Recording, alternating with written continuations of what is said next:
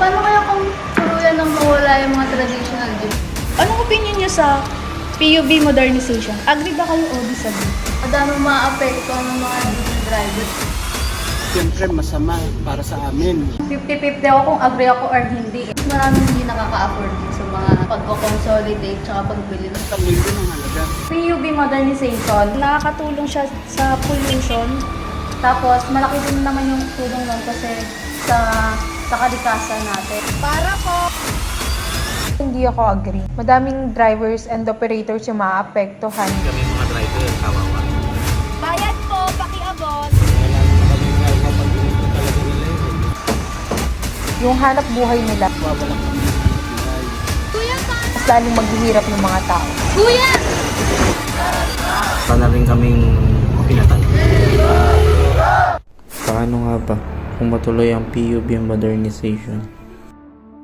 Walang pasok ang mga tanggapan ng gobyerno, pati na rin ang lahat ng antas sa mga pampublikong paaralan sa inilabas na Memorandum Circular No. 25 na inilabas ng Malacanang. Ito ay dahil sa nakaschedule na transport strike. Tatandaang taong 2017 nang simula ng Department of Transportation ang PUVMP o Public Utility Vehicles Modernization Program.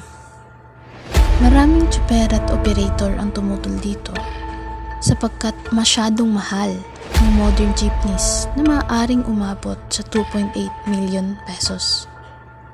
Tatandaan namang nagbigay ng palugit ang Department of Transportation o DOTR sa mga operator ng jeep para sumunod sa konsolidasyon kaugnay ng programa at ituturing na kolorong mga PUV na hindi makakasunod sa franchise consolidation simula February 1, 2024. Sa bayan ng Santa Maria, probinsya ng Bulacan, ilan sa pangunahing hanap buhay ng mga taga rito ay ang pagmamaneho ng iba't ibang pampublikong sasakyan. Isa na rito ay ang jeep. Karoon na rin ng malaking parte sa pamumuhay ng mga tao at sa kultura ng Pilipinas. Ngunit, di ba tayo napapaisip kung paano nga ba ang buhay ng mga tsuper na halos araw-araw tayong hinahatid sa ating destinasyon at umaasang ang kanilang saloobin naman ang maihatid natin sa destinasyon ng mga namamahala. A day in a life as a jeepney driver.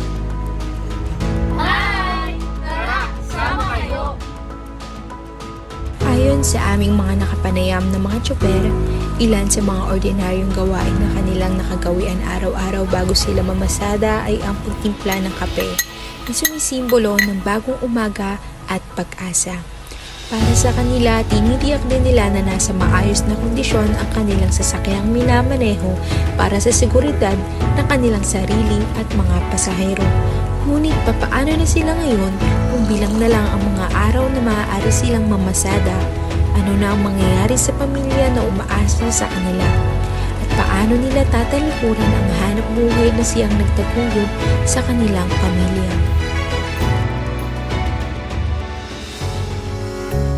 Domingo Santos Jr., 50 anyos. Siguro nasa 30. Tungkol sa pesa, siyempre masama para sa amin. Una, mawawala kami ng hanap buhay. Although, meron naman modernization, kaya lang, katulad namin ng mga small operator lang, hindi namin kakayanin yung pagbili ng mga unit na tayo. 2.3 something, gano'n. Basta milyon ang halaga. Other plans, siguro, magkahanap na lang na ibang trabaho. Pero, all the time kasi, pag mamaneho lang, alam ko trabaho eh. Kaya, maaaring mamasukan nila ako as driver, truck, o sa family driver, gano'n. Hindi kakayanin kasi unang matanda na ako. Ang mga anak ko naman halos makakatapos ng lahat. Kaya hindi na ako siguro kukuha ng bato na ipupukok ko sa ulo ko. Mahirap magkautang. Totoo na yun. pag-isipan po ng mabuti kasi hindi namang kaming mga driver lang, operator, ang mawawala ng hanap buhay kaugnay ng pag-phase out ng jeepney kasi nandyan yung mga shop, vulcanizing shop, repair shop, mga auto supply, hihina ng kita nila kasi mawawala kami.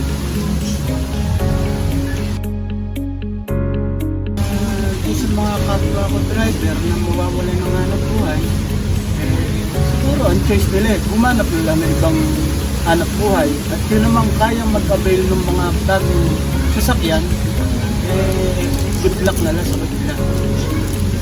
Bukod kay Kuya Domingo, hiningi rin namin ang saloobin ng iba pang mga tsoper. Senon Duaso. Ako si Santa Maria. Edad ko ay 43. Ako si Derek. Wala naman kami magagawa pag ginusto talaga nila yun. Susunod kami. Face out. Tutol ako dyan. Kasi kami mga driver, kawawa. Lalo na lang yung mga pamilya. Yung mga binubuhay ng mga anak. Pag nawala to, para na rin kaming pinatay. Tinanggalan na kami ng hanap buhay. Ay sa amin, wala naman epekto sa amin yun Kasi probinsya naman to, wala naman. Sa Maynila lang Dahil hindi kayang magkabili ng madalang naman ako sa Korea nagdadrive ako Paano driver ako ng mga madre. Siguro, mag-iiba na lang siguro ng way kasi no choice Yun talaga gusto ng gobyerno. Diba? bumalik sa Nagkaroon din kami ng pagkakataon na makapanayamang asawa ng isang operator ng UV van. Ako po si Irene Rada, 40 years old, operator ng UV Express. Kami po ay, bago po kami nagsimula ng consolidation, nag-member muna po kami sa kooperatiba. Bale, 3 unit po yung amin. Nagbigay po ako ngayon ng 45,000, bale 15,000 po patak bawat unit. Then, nagpa-consolidate po kami sa 3 unit, pumatak po siya ng 90,000. Tapos, may parating kami na bagong unit ngayon. Nag-down kami ng 100,000. Kasi po, ang bawat unit, pumapatak siya ng 3.7. Tapos, 3.7 million. Tapos, nagbigay ngayon ang government ng subsidy na 360,000 sa kooperatibang sinalihan namin ay 50 units kaming na-aproban. Ngayon, bali doon, hati-hatiin namin yun na 360. Kaya po lumalabas po lahat na bawat isang unit ay 3 million point 7. Yun po, makakabiyahe pa po siya. Kasi po, nagkaroon nga po ng consolidation. Tapos, nagkaroon din kami ng PA na para makabiyahe siya. Binigyan po kami ng LT paati. Sa panig naman ng mga commuter, ito ang ilan sa kanilang naging pahayag. Sa commuter po, mahirapan po ako mag-commute kasi wala na po masyadong jeep na dadaan kagaya ng dati. Unang-una yung sa time. Malaking yung pagkawala ng jeepney. Pag nabawasan yung jeepney, yung time travel ng mga commuter nababawasan kasi sa dami. Pag-aray kasi kami, pag pauwian na, nag-jeep sana kami. Kaya lang sobrang tagal bago mag-jeep ng pag-aray. So, malaking impact din kasi mas nakakatipid. Pag kasi sa bus, doon lang kami sa crossing. Ay pag mag-jeep, pumapasok talaga siya ng population. So, malaking impact din pag wala jeep. Yung traditional jeep van, kasi mas nasanay po kami sa traditional. Kasi yung Egypt po, sabi nila may aircon daw pero ang init naman sa loob. Kaya sa traditional kahit ano nakabukas lang yung bintana, may hangin pa din. Kung ano meron, basta available. Basta meron. Sa akin, okay pa rin naman yung traditional or okay din yung mga bagong jeep ngayon kasi may aircon na yung bagong jeep ngayon, di ba? So, it's convenient sa students kasi hindi na sila maiinitan, gano'n. Pero sa traditional kasi, marami na rin kasing traditional na jeep ngayon. So, may malaking factor yun kapag ka nag-phase out yun sa mga jeepney driver na kasi marami na rin naman din mo napagtapos yung ibang yung mga jeepney driver dun. So, yun, magiging okay lang naman sa akin kaso sa kanila. So, sila yung mas magiging perfect. Lalakad na lang siguro. Di pa rin nagbago yung pananaw ko. Parang tutol pa rin ako sa jeepney phase out kasi hindi makatao. Makakatulong naman siya in a way na gaganda yung pollution pero sa mga commuter, hindi.